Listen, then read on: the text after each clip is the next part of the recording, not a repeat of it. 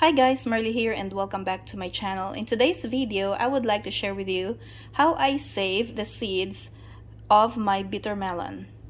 This year, I planted two types of bittermelon, the green bittermelon and the white bittermelon.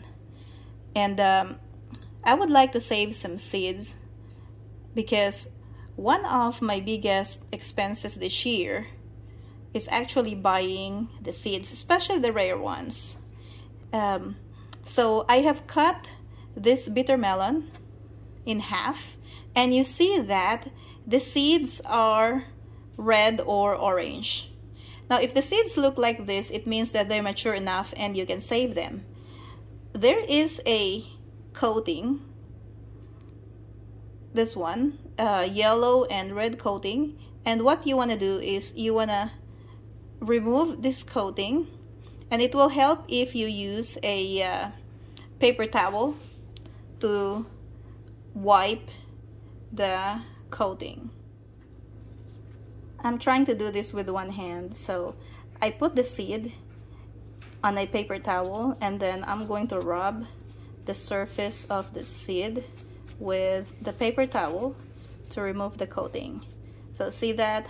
That's the yellow and red coating, and this one is the seed that we want to save. So I'm going to put that in here, and then I'll continue collecting the seeds from this bittermelon. Aside from the color of the coating of the bittermelon seed, another thing that you can look into in order to decide whether the seed is mature enough is the hardness of the seed itself. If the seed is soft, it's not mature enough, so you can toss it. But if the seed is thick and hard, it means that that seed is mature enough for seed saving and for planting. These are the bittermelon seeds that I have collected so far. If you enjoy this kind of video, don't forget to click like and subscribe to my channel, Gardening in Kentucky.